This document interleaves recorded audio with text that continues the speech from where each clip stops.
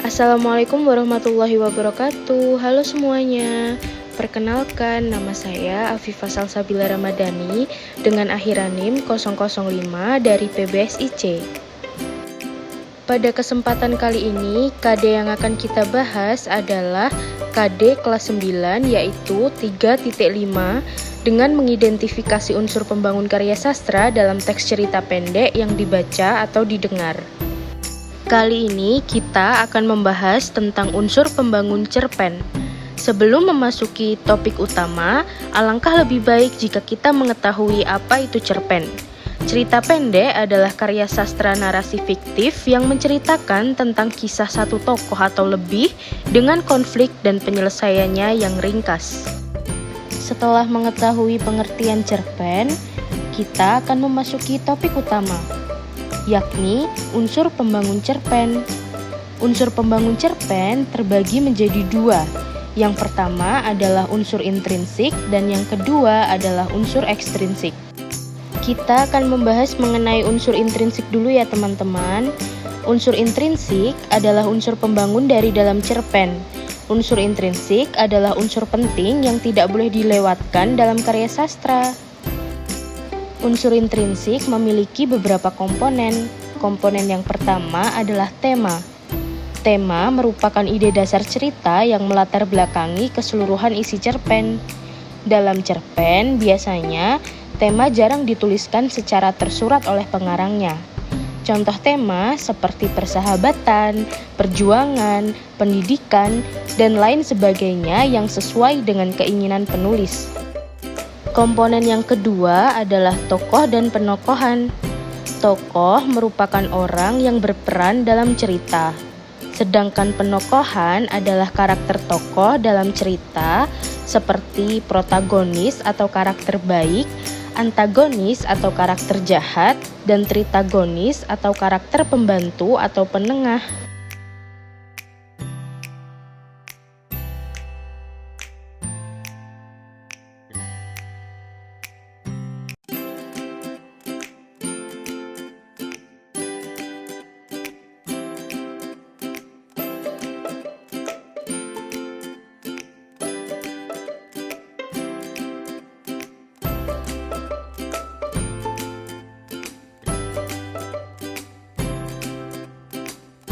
Komponen yang ketiga adalah alur atau plot. Alur adalah jalan atau pola pengembangan atau rangkaian peristiwa yang terjadi dalam cerita. Alur dibagi menjadi tiga. Yang pertama, alur maju yang menceritakan peristiwa secara urut dari tahap pengenalan sampai klimaks. Kedua, alur mundur yang menceritakan kilas balik dalam sebuah cerita. Dan ketiga adalah alur campuran yang merupakan gabungan dari alur maju dan alur mundur.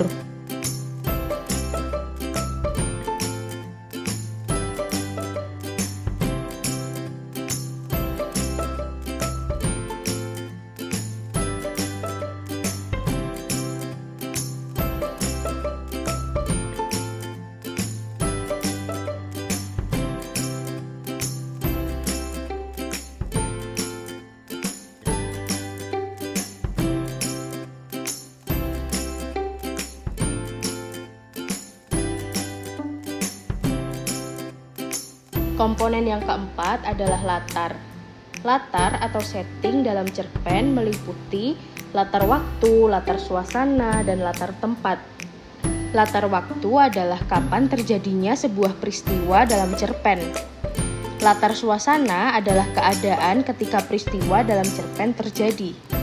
Dan latar tempat adalah penggambaran tempat sebuah peristiwa terjadi.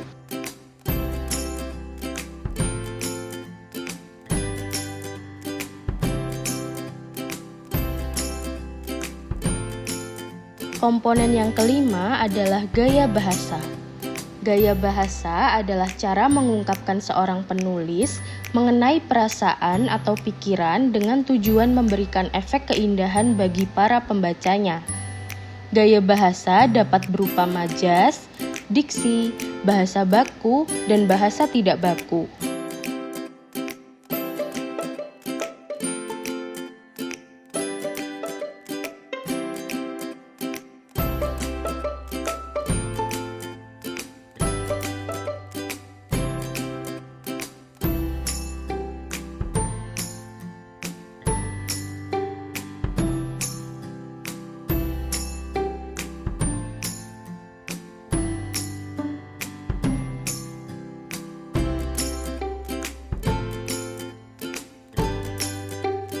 Komponen yang keenam adalah sudut pandang.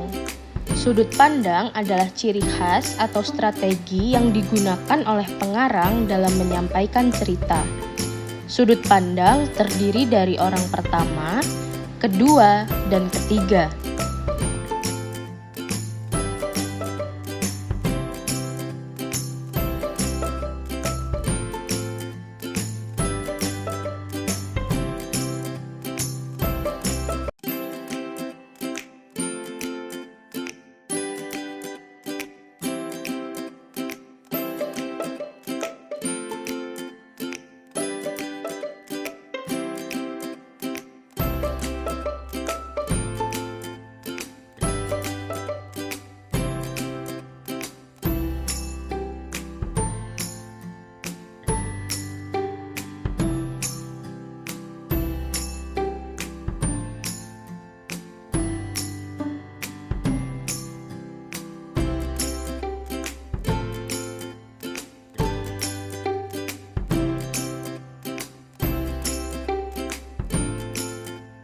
Komponen yang terakhir dari unsur intrinsik adalah amanat.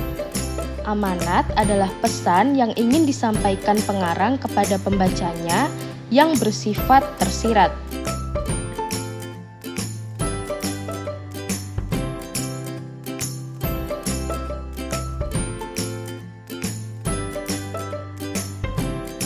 Baik teman-teman, kita akan memasuki unsur pembangun yang kedua, yaitu unsur ekstrinsik. Unsur ekstrinsik adalah unsur yang berada di luar cerpen. Adapun komponen unsur ekstrinsik cerpen adalah sebagai berikut. 1. Latar belakang masyarakat. Latar belakang masyarakat merupakan pandangan ideologi suatu masyarakat pada negara seperti kondisi politik, kondisi ekonomi, dan kondisi sosial. Komponen yang kedua adalah latar belakang penulis. Latar belakang penulis merupakan riwayat hidup penulis atau pengarang cerita, misalnya psikologis dan aliran sastranya. Komponen yang ketiga adalah nilai-nilai. Nilai-nilai dalam cerpen dapat berupa nilai moral, nilai agama, nilai sosial, dan nilai budaya.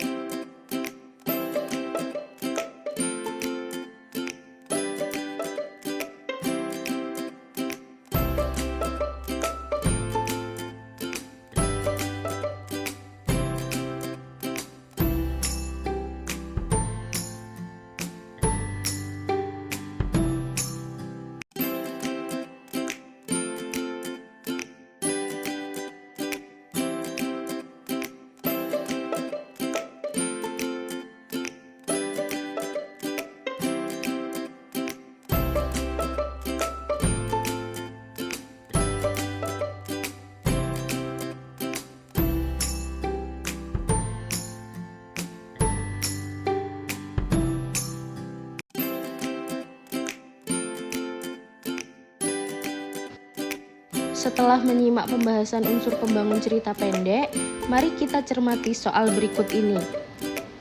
Telah disajikan kutipan cerpen. Silakan identifikasi bukti kutipan cerpen yang menunjukkan latar waktu sore. Kira-kira jawabannya apa nih teman-teman? Ya, betul sekali. Jawabannya adalah A, mentari meredup. Nah, itu dia pembahasan tentang cerita pendek. Semoga kalian dapat memahami dengan baik dan benar ya. Terima kasih. Wassalamualaikum warahmatullahi wabarakatuh.